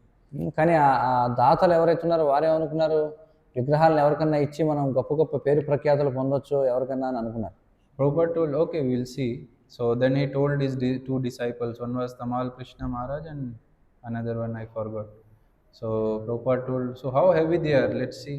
Can you see how heavy they are? Hold them, he told them. అయితే ప్రభుపాదుల వారు ఏం చెప్పారంటే తన శిష్యులతో దాత ఆ విధంగా చెప్పినప్పుడు సరేలేండి చూద్దాంలేండి అని చెప్పని శిష్యులతో ఒకసారి పట్టుకుని మోసి చూడండి ఎంత బరువు ఉన్నారో చూడండి విగ్రహాలు అని చెప్పి అన్నారు. And as soon as they took hold, somehow they understood Prabhupada's intentions. So Prabhupada told, okay, thank you, we are leaving, come. Then these devotees, they are going out with the deities. అయితే వాళ్ళు ఎప్పుడైతే విగ్రహాలు పట్టుకున్నారో ఆ శిష్యులకు అర్థమైపోయింది ప్రభుపాద ఏం కోరుకుంటున్నారండి ఇది. సరే ఓకే చాలా ధన్యవాదాలు పదండి వెళ్దాం అని చెప్పి విగ్రహాలు పట్టుకుని వెళ్ళిపోయారు. And behind these people, oh Swamiji, but Swamiji, wait, oh thank you, okay, we'll meet again. Like that they sat in the car van and left. వెనకాల విగ్రహాల యజమానులు ఏమో ఆగండి స్వామీజీ అంటుంటే పర్వాలేదు తర్వాత మాట్లాడదామని చెప్పి వెళ్ళి వెనక్కేశారు విగ్రహాలు పట్టుకుని. And then after going into passing through so many places, at one place they stopped the vehicle. Prabhupada opened the door and did full sashtang pranam to. కానీ చాలా దూరం వెళ్ళిన తర్వాత వ్యాన్ ఒక దగ్గర ఆపి ప్రభుపాదుల వారు దిగి ఆ విగ్రహాలకి పూర్తి సాష్టాంగ ప్రణామం చేశారు. So this is, in this way we can be diplomatic in our behavior with the karmis, so that somehow they will be utilized in Krishna's service. కాబట్టి ఈ విధంగా కర్మిష్ఠులతో మనం కొంత ఈ నైతికంగా అంటే కొంచెం ఏమంటారు దాన్ని రాజనీతిజ్ఞత ఉపయోగించాల్సి ఉంటుంది అనమాట. But we should never be duplicitous either with karmis or with devotees. కానీ భక్తులతో కావచ్చు బయట వాళ్ళతో కావచ్చు ఎప్పుడు కపటత్వం కలిగి ఉండకూడదు. When we go out, it's not that we have to bring them to devotion so that we can do anything. It doesn't mean like that. మనం బయటకు వెళ్ళినప్పుడు వాళ్ళు ఎందుకు తీసుకురావాలి, వాళ్ళ భక్తులను చేస్తే మనం ఏదైనా చేయొచ్చు వాళ్ళతో అనే భావంలో ఉండకూడదు. So we have to give them proper knowledge what is there in the Shastras as it is, then we'll get sincere people. కాబట్టి మనం శాస్త్రాల్లో ఉన్నటువంటి జ్ఞానాన్ని యథాతథంగా వాళ్ళకి అందించాలి, అప్పుడు మనకి నిజాయితీ పరులు వస్తారు. So but we have to be more careful in dealing with the Vaishnavas also, Vaishnava community. కానీ వైష్ణవ సమాజంతో వ్యవహారం చేసేటప్పుడు చాలా జాగ్రత్తగా ఉండాలి. And both for Vaishnavas dealings and outside dealings, our character should be pakka, whatever we are doing. కాబట్టి మనం ఏం చేస్తున్నామో బయట వాళ్ళ విషయంలో లేదా వైష్ణవుల విషయంలో మనం చాలా స్పష్టంగా ఉండాలన్నమాట మనం చేసే పనులు. When they see our activities, that how pakka he is there in his sadhana, in his preaching, in his behavior, then they will get impressed, whether a karmi or a devotee. కర్మి వాడు కావచ్చు లేకపోతే భక్తుడు కావచ్చు, మన వ్యవహారంలో మనం ఎంత ముఖ్యసూటిగా చాలా పారదర్శకంగా వ్యవహరిస్తున్నాం అనేది చూస్తే అప్పుడు వాళ్ళకి విశ్వాసం వస్తుంది భక్తునికి. That's why these etiquettes and behavior become so important. అందుకే ఈ మర్యాద ఈ సదాచారం ఇవన్నీ కూడా చాలా ముఖ్యంగా మారుతాయి. And when they see that no, he is duplicitous, he is lazy, he is not following himself, then what inspiration they will get to follow us? కానీ ఎప్పుడైతే ఈ వ్యక్తి కపటత్వంతో ఉన్నాడో, వాడే బద్ధకంగా ఉన్నాడో, సరిగా సాధన చేయట్లేదు అనుకుంటే మిగతా వాళ్ళకి ఎలా స్ఫూర్తి వస్తుంది అతన్ని అనుసరించడానికి?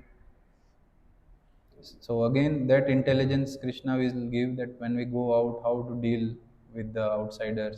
మళ్ళీ ఆ తెలివితేటలు కృష్ణుడే ఇస్తాడు బయటకు వెళ్ళినప్పుడు ఇతరులతో మనం ఎలా వ్యవహారం చేయాలని దాని గురించి. And Krishna, why he will give? He is not bound to give. We should be eager to get that knowledge. We should be good in our sadhana and everything. Then Krishna will bestow mercy. మరి కృష్ణుడు ఎందుకు ఇస్తాడు ఒకరికి తెలివితేటలు అంటే, మనం ఎప్పుడైతే ఆసక్తితో ఉంటామో సేవ చేయాలని, మనం చక్కగా సాధన చేస్తూ నియమ నిబంధనలు పాటిస్తామో అప్పుడు వాళ్ళకి ఇస్తాడు కృష్ణుడు.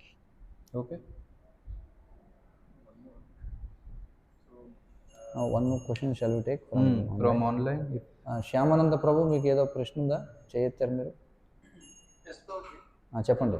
క్లాస్ విన్నాం ప్రాజెక్ట్, కాకపోతే అంత చెప్పిన తర్వాత కూడా ఒకటి ఉండిపోయింది ఏంటంటే, మనము బయట బుక్ తీసుకు వెళ్ళిన భక్తులతో సేవ చేసిన ఎనీ యాక్టివిటీ భక్తులతో కలిసినప్పుడు మన యొక్క గురు మహారాజ్ యొక్క అనుసంధానంతో మనము బిల్డ్ అయ్యి మనం చేస్తుంటాము కృష్ణ కాన్షియస్ ప్రాక్టీస్. కాకపోతే వాళ్ళు గురు మహారాజ్ చెప్పిన వాళ్ళు ప్రాక్టీస్ చేస్తుంటారు, అవి మనకు కొన్నిసార్లు నచ్చకపోవచ్చు. అలాంటప్పుడు మనము కరెక్షన్ చేసినప్పుడు వాళ్ళు బాధపడతారు, మళ్ళీ ఎట్లా వాళ్ళు కూడా మంచి శుద్ధ భక్తి స్థాయికి ఎదగాలని మనం కోరుకుంటాము. కాకపోతే వాళ్ళు హర్ట్ అవుతున్నారు. అలాంటప్పుడు మనము చెప్పడం, మన వరకు ఉంచుకొని మనది మనం పాటించడం మేలా, వాళ్ళకి చెప్పడం మేలా, అంటే ఓవరాల్ గా ఎట్లా ప్రవర్తించాలి ఒక వైష్ణవుని పట్ల అనేది doubt. So his question is, he says he heard the 3 sessions. One question just remained in his mind, keep on it's coming out. That is when he goes for book distribution with other devotees. Generally we hear from Guru Maharaj and we follow the systems given by Guru Maharaj. But when they have to mix with other devotees from other groups, they have their own standards. So in the course of serving together, we see some things are different, what we practice and what they practice. In such cases, when he tries to inform them, they become hurt. No, they don't feel good. So what I have to do? I have to keep it to myself, or whether I have to inform them? How to deal in these situations? The question. So yeah, it becomes little problematic when we are serving with the disciples of other gurus. కాబట్టి ఖచ్చితంగా ఇతర గురువుల యొక్క శిష్యులతో కలిసి సేవ చేస్తున్నప్పుడు మనకు కొన్ని విభేదాలు రావచ్చు. So we have seen in various temples, they have various standards what they have been following for a long time. ఎందుకంటే వివిధ మందిరాల్లో వాళ్ళు ఎంతో కాలం నుండి పాటిస్తున్నటువంటి ప్రమాణాలు కొన్ని ఉంటాయి. And suddenly when we go there, it is not according to what we have heard from our guru or other devotees. మనం ఎప్పుడైతే అక్కడికి వెళతామో అక్కడ ఉన్నటువంటి పద్ధతులు మనం పాటిస్తున్నవి అయి ఉండకపోవచ్చు, లేదా మన గురువు నుండి విన్నవి అయి ఉండకపోవచ్చు. So first of all, we should understand that we are not going there to create any controversies. So better not to point out mistakes. కాబట్టి మనం అర్థం చేసుకోవాలి, మనం అక్కడికి వెళ్ళేది ఏదో ఒక గొడవని రేకెత్తించడానికి కాదు. కాబట్టి మనం వారి యొక్క తప్పులను ఎత్తి చూపకుండా ఉండాలి. Why you are like this? Why you are doing this? This is not according to Srila Prabhupada. This is not according to Srila Prabhupada. Don't do like. We should not do like that. వాళ్ళ తప్పులు నేనే చూపించకూడదు. ఇదిగో ఇది నువ్వు ఇలా ఎందుకు చేస్తున్నావు, ఇది ప్రభుపాదులు ఇలా చెప్పలేదు, అలా ఎందుకు చేస్తున్నావు, ప్రభుపాదులు అలా చెప్పలేదని చెప్పకూడదు మనం. So when suppose they are singing something, Jaya Radha Madhava Radha, suppose they are singing like that. So what we should do now? ఇప్పుడు వాళ్ళు ఏదో పాడుతూ ఉంటారు, జయ రాధా మాధవ మాధవ, ఏదో మొత్తానికి ప్రభుపాదుల వారు ఏదైతే వద్దని చెప్పారో అలాంటివి ఏమైనా పాడుతూ ఉన్నారనుకోండి, అప్పుడు మనం ఏం చేయాలి? So the thing is, okay, you repeat itself. It's not a bad thing to tell Lord's names. కాబట్టి అలా పాడినప్పుడు మనం పాడొచ్చు, అందులో తప్పే ఉంది. అదేమి భగవంతుడి నామాలే కదా, అవి చెప్పడంలో తప్పేం లేదు. This was just an example singing. So ఒక ఉదాహరణ పాడే విషయంలో. But when we are singing, so we can humbly tell them that Prabhu, this is what my Guru Maharaj expects from me. So can I sing in this way? Will that be any problem? అయితే మనం పాడాల్సి వచ్చినప్పుడు మనం ఆ విధంగా పాడకుండా మనం ఏం చెప్తామంటే, ప్రభు మా గురు మహారాజ్ ఈ విధంగా ఆదేశించారు, మమ్మల్ని ఈ విధంగా పాడొద్దని చెప్పి అన్నారు, కాబట్టి నేను అది అనుసరించాలనుకుంటున్నాను, ఆ విధంగా చేస్తే మీకు ఏమైనా సమస్య అని అడగచ్చు. So if they are broad-minded, which I think they will be surely, they will not have any problem. ఒకవేళ వాళ్ళు విశాల హృదయం కలిగిన వాళ్ళు అయితే మనం ఆ విధంగా చెప్పినప్పుడు వాళ్ళు ఏమీ దానికి బాధపడరు. So we can follow as per the instructions from our Guru Maharaj, but we should not demean the other devotees, see them as low, they don't know anything, I only know everything. కానీ మనం ఇప్పుడు కూడా అవతల భక్తుల్ని తక్కువగా మనం చూడకూడదు అనమాట. నాకే అన్నీ తెలుసు, వాళ్ళకి ఏం తెలియదు అన్నట్టు భావంతో ఉండకూడదు. Then it will create so many rifts and issues.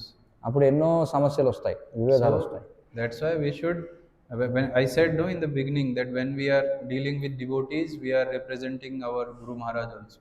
అప్పుడు అదే నేను చెప్పాను, మనం ఎప్పుడైతే ఇతర భక్తులతో వ్యవహారం చేస్తామో అప్పుడు మనం మన గురు మహారాజుకి ప్రాతినిధ్యం వహిస్తున్నాము అని. So we should not point out the mistakes, but we should try to avoid doing this ourselves. కాబట్టి మన తప్పులు ఎన్ని చూపే కంటే కూడా మనం స్వయంగా ఆ విధంగా చేయకుండా ఉండేలా మనం చూడాలి.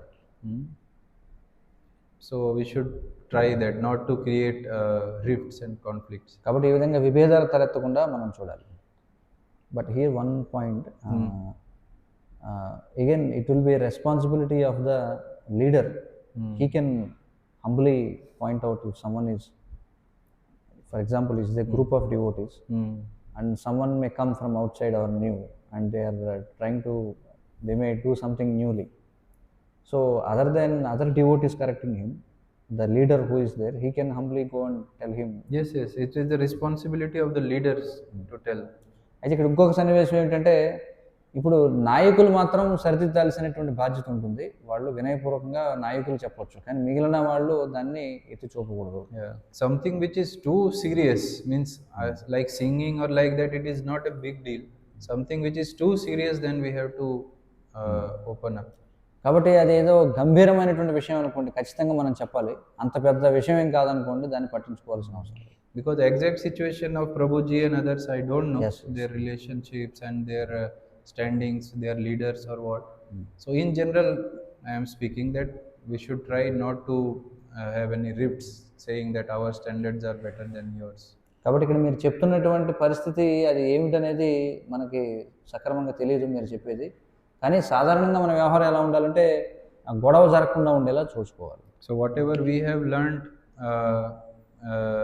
through Srila Prabhupada and through Guru Maharaj, we should try following that.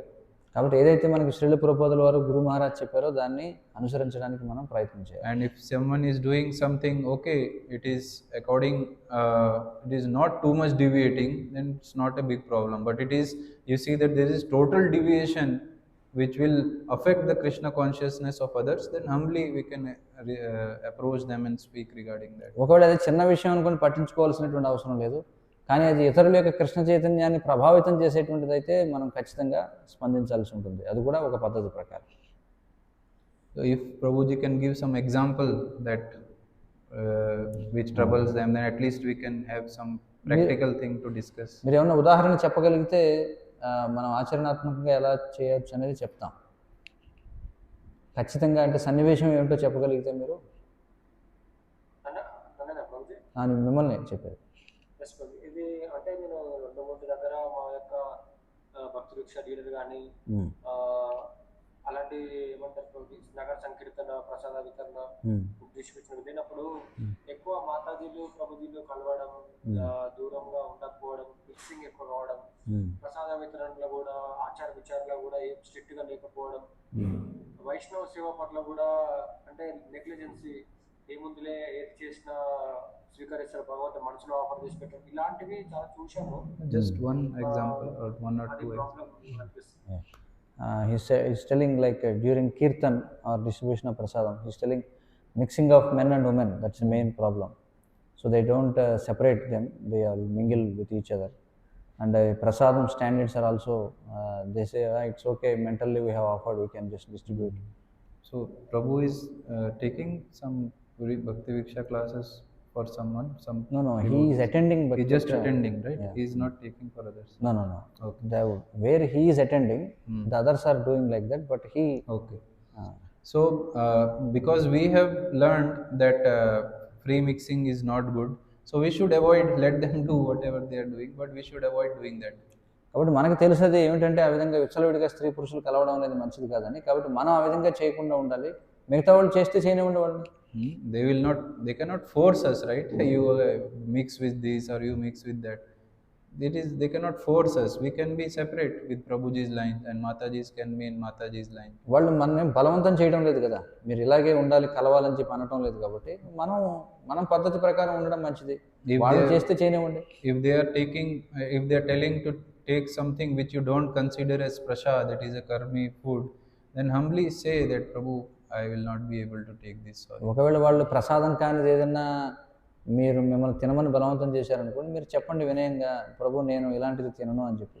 Or no need to tell also. If they ask, you have to tell. Just you can attend the program and go back home. So many temples it happens, our devotees go attend the programs and everything, but because the food has been prepared by a karmi, they don't take it. They come back. They don't have to explain it to everyone that why they don't take. No one asks. చాలా సందర్భాల్లో జరుగుతూ ఉంటుంది, భక్తులు వేరే మందిరాల్లో కార్యక్రమానికి వెళ్ళినప్పుడు అక్కడ ప్రసాదం ఏదైతే పంచుతారో అది బయట వాళ్ళు వండిందని తెలుస్తుంది, కాబట్టి వీళ్ళు కార్యక్రమానికి హాజరయ్యి వచ్చేస్తారు అంతే. అక్కడ ఉన్న వాళ్ళందరికీ ఎందుకు తినకుండా వెళ్ళిపోతున్నాం అనేది వివరించడానికి ఏం ప్రయత్నం చేయరు. It's a difficult situation, but you try to follow as much as possible. కాబట్టి చాలా కష్టతరమైనటువంటి పరిస్థితి, కానీ మీరు వీలైనంత వరకు దాన్ని ఆచరించడానికి ప్రయత్నం చేయండి. But don't criticize someone because of they are doing something. కానీ వాళ్ళు ఏదో చేస్తున్నారని చెప్పి వాళ్ళని విమర్శించొద్దు. Okay, bro, is satisfied? మీకు సమాధానం సంతృప్తిగా ఉందా? నెక్స్ట్ ధన్యవాదాలు. Hare Krishna. Someone else from online? ఇంకా ఆన్లైన్లో ఎవరికైనా ఉన్నాయా ప్రశ్నలు? Hare Krishna Prabhu. Hare Krishna. So Prabhu, as you told about the devotees, we will hear something, we will share with the devotee, and then the devotee will share about, means we share about some devotees. Okay, they are not coming for satsang, or that they are not reading books or not chanting. We have to take care of them, and also we'll add and we will tell about the devotee who are we are close, we are teaching together. So that devotee will go and tell to the devotee which I mentioned. And then suppose that the devotee will be stop talking to me, and then I will be getting confused why that devotee is not talking to me. And then once the devotee will come and tell because you are not that much, like you are telling that I am not so much engaged, so I felt bad, so I could not talk with you, like that she will come and say sorry to me. Then I will understand, okay, which I told to the devotee. So that devotee has go and told. So when we are sharing these, when we are together preaching and all, so it's like we tell all these things, and if someone goes and tell to that person, so it hurts. And also it's how we have to keep the relationship with the devotee that we are sharing. So because we see that, okay, we are preaching, we have to talk about devotees, and also this situation, how to deal, and also how we have to keep a good relationship also after all these things.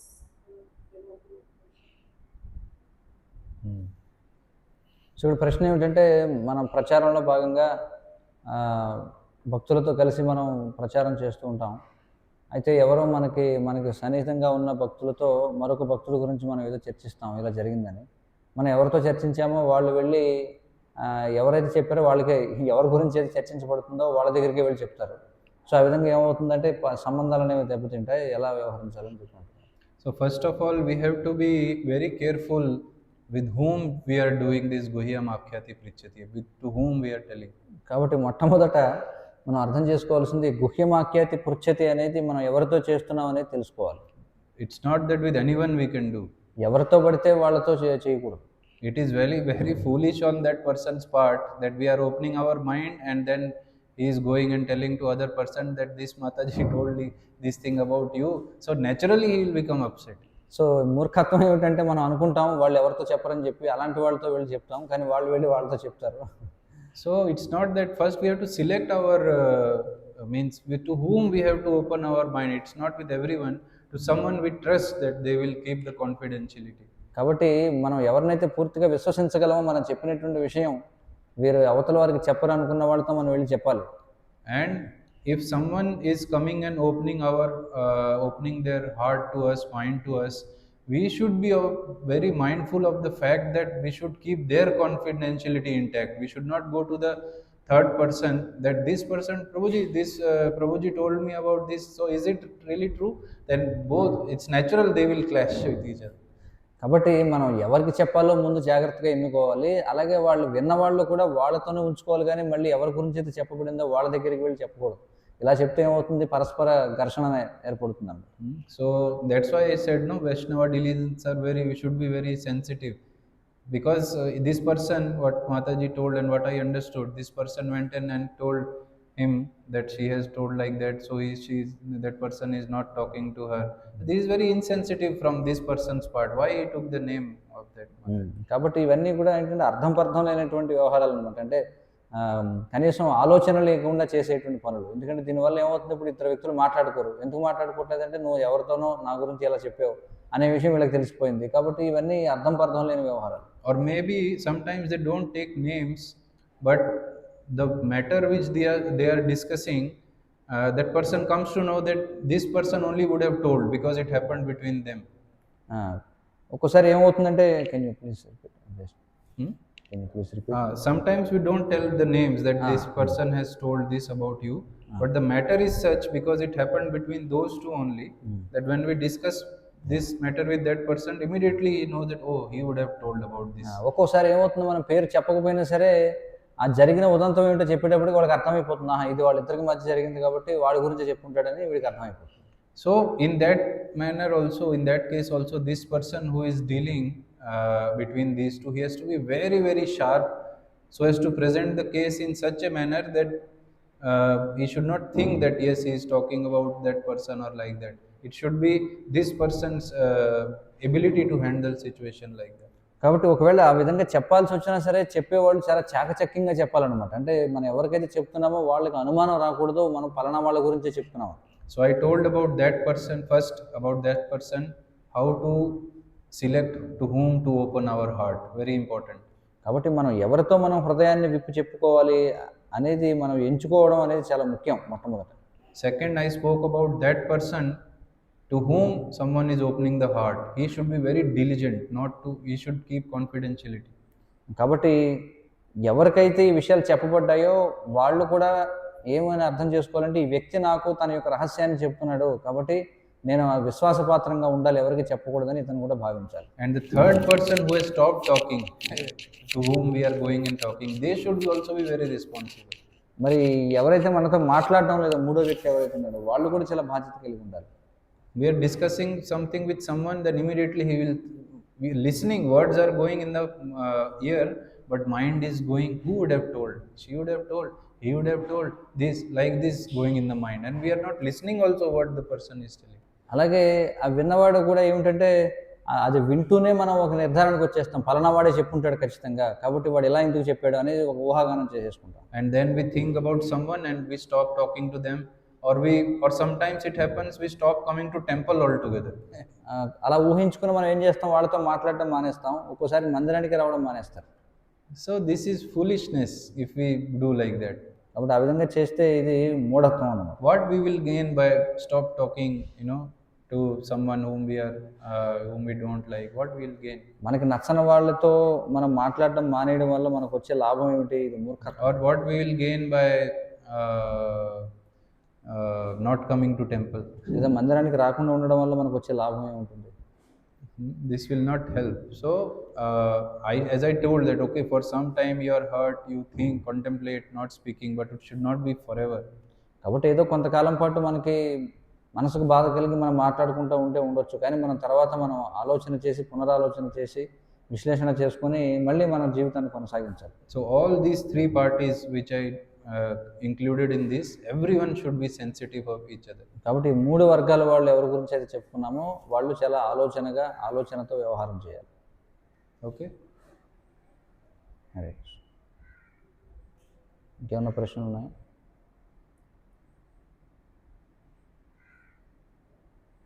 Mohit has one question that will take. Suppose there is a certain group in our community who rigorously do book distribution.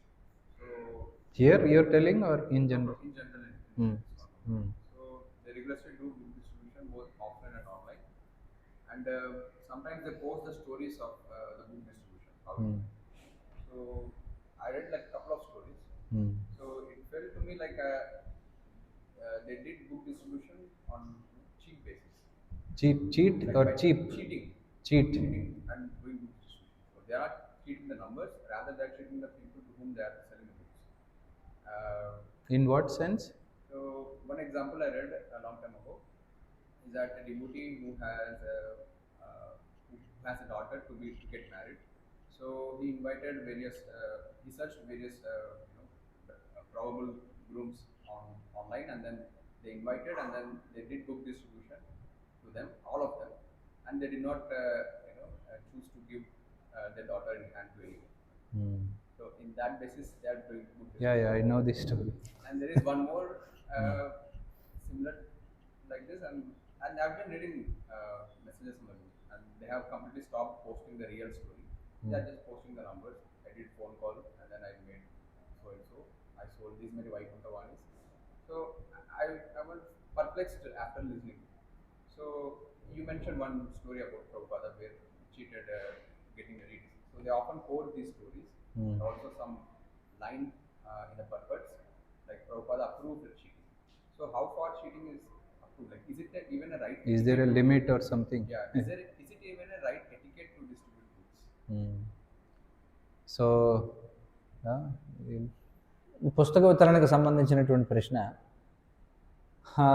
ఒక వ్యక్తి పుస్తక వితరణ చేయడానికి ఏం చేశాడట, ఆయనకు ఒక కుమార్తె ఉందట. ఆ కుమార్తె పెళ్ళిడికి వచ్చింది. కాబట్టి ఆయన ఏం చేసేవాడంటే తన కుమార్తెకి పెళ్లి సంబంధాల కోసం అందరినీ పిలిచేవాడట. అందరినీ పిలిచినప్పుడు వాళ్ళు ఎందుకంటే మరి పిల్లని ఇస్తారని చెప్పి వస్తారు కదా, అలా వచ్చినప్పుడు వాళ్ళకి ముందు భాగవతం తీసుకోమని చెప్పేవాడంట. ఎందుకంటే వాళ్ళు ఖచ్చితంగా తీసుకుంటారు కదా, పిల్ల కావాలి మరి వాళ్ళకి, వాళ్ళ అబ్బాయికి అమ్మాయి కావాలి కాబట్టి మాటల్లో మీరు భాగవతం తీసుకోండి అంటే వాళ్ళు సర్లే మళ్ళీ సంబంధం పోతుందేమో అని భాగవతం తీసుకుంటారు. అలా ఎన్నో సంబంధాలు వాళ్ళు భాగవతం తీసుకున్న తర్వాత సంబంధం కుదిరేది కదనమాట. ఆ విధంగా పుస్తక వితరణ చేయడం ఎంతవరకు సరైనది? So what is the limit? That is the question of to which we can go ahead and cheat people. And కాబట్టి ప్రచారం చేయడం కోసం, పుస్తక వితరణ చేయడం కోసం జనాన్ని ఏ మేరకు మనం మోసం చేయొచ్చు?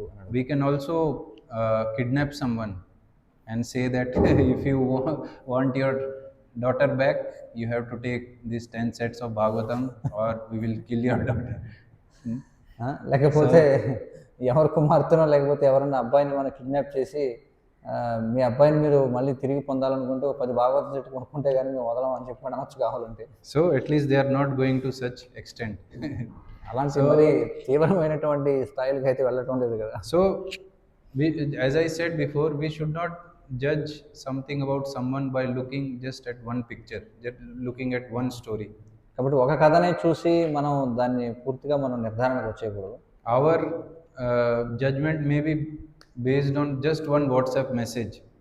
మనం తీసుకునే నిర్ణయం కేవలం ఒక్క వాట్సాప్ మెసేజ్ ఆధారంగా మనం నిర్ణయం చేసుకుని ఉండొచ్చు. But when we see the whole picture which we don't know, which I know because I know that person about whom you're talking about, he called his, about daughter. I know about him, very sincere person. కానీ మీరు చెప్తున్నటువంటి సందర్భం ఎవరి గురించి అయితే చెప్తున్నారో మీకు కేవలం వాట్సాప్ మెసేజ్ ఒకటే తెలుసు.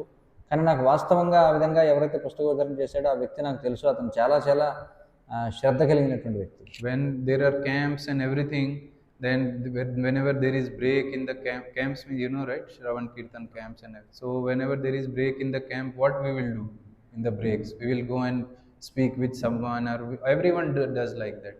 మనం సాధారణంగా శ్రవణ కీర్తన శిబిరాలు కార్యక్రమాలు జరిగినప్పుడు ఏదైనా అంతరాయం వచ్చిందనుకోండి, వెళ్ళి మన స్నేహితులైన భక్తులతో వాళ్ళతో వీళ్ళతో మాట్లాడుతూ ఉంటాం. And many times I have seen this devotee utilizing that time to take out the Srimad Bhagavatam from his bag and read.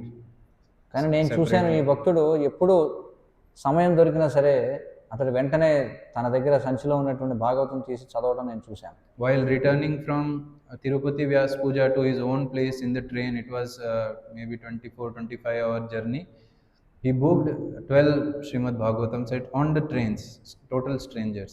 అయితే అతను తిరుపతి వ్యాస పూజ నుండి తన ఇంటికి వెళ్ళే మార్గ మధ్యంలో ట్రైన్లో అసలు ముఖం తెలియని ఒక 12 మందికి శ్రీమద్ భాగవతం సెట్ ఇచ్చాడు అతను. He was going somewhere to some other place in auto. He gave the auto wala one Bhagavatam set. అతను ఎక్కడో ఆటో ఎక్కి వెళుతున్నాడు ఎక్కడికో, ఆ ఆటో వాడికి శ్రీమద్ భాగవతం సెట్ ఇచ్చాడు. We cannot think of even doing like that. మనం కనీసం ఆ విధంగా చేయడం గురించి మనం ఊహించలేము కూడా. And it's not like that this distribution is totally based on cheating. మరి ఇతను చేసిన ఈ వితరణ అంతా కూడా మోసంపై ఆధారపడి జరిగిందని మనం ఎలా చెప్తాం? And even this case which looks as cheating, it is not actually cheating. It was his smart thinking. కానీ ఇప్పుడు మీరు ఏదైతే ఉదంతం చెప్తారో అది మోసం చేయడం అని, కానీ అది మోసం చేయడం కాదు, అతను చురుగ్గా ఆలోచించాడు ఆ విధంగా. So he didn't give false advertisement of marriage because of selling Bhagavatam. Really he is searching. Maybe now she is married, I don't know, but really he is searching. అతను భాగవతం వితరణ చేయడం కోసం అని చెప్పి తప్పుడు ప్రకటన ఇవ్వలేదు, మా అమ్మాయికి వరుడు కావాలి అని చెప్పి. నిజంగానే అతడు వరుడు కోసం వెతుకుతున్నాడు. And in the course of time, some girl, if you are searching groom for some girl, so many boys they come to see.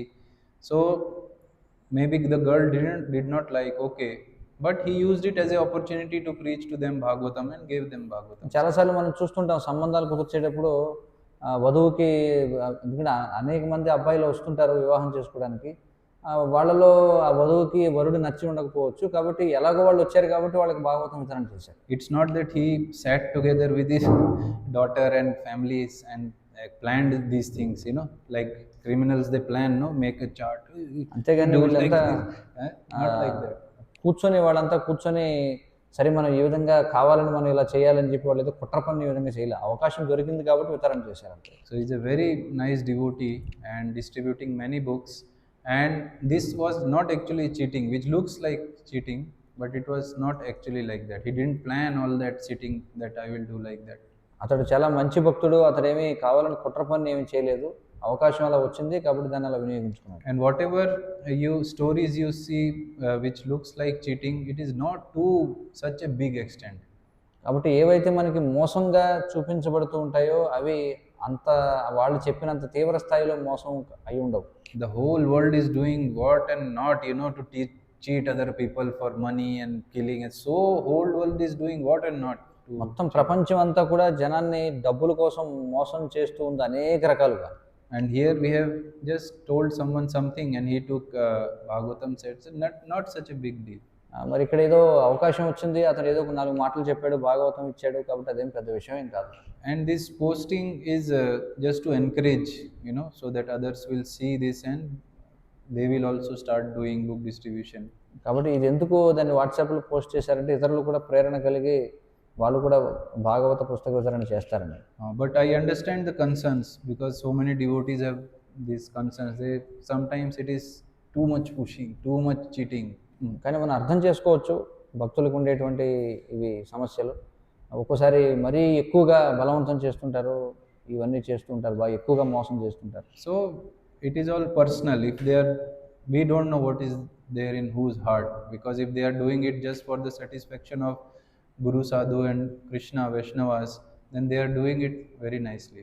కాబట్టి ఎవరి హృదయంలో ఏముందో మనకు తెలియదు. ఒకవేళ వాళ్ళు గురువు సాధు శాస్త్రం యొక్క సంతృప్తి కోసం చేస్తున్నట్లయితే అది మంచిది. And one is doing for personal love, puja and pratishtha, that is not good. ఒకవేళ Krishna is saying, no, we are not able to judge, but Krishna is saying accordingly I will.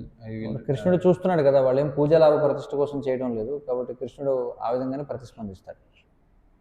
So the question is, just by seeing that one message, we cannot judge their entire personality that they always cheat to distribute. That's what I want to say. కాబట్టి ఒక్క సందేశం మనం చూసి పూర్తిగా మొత్తం వాళ్ళు చేసేదంతా కూడా మోసమే అని మనం నిర్ణయించుకోకూడదు.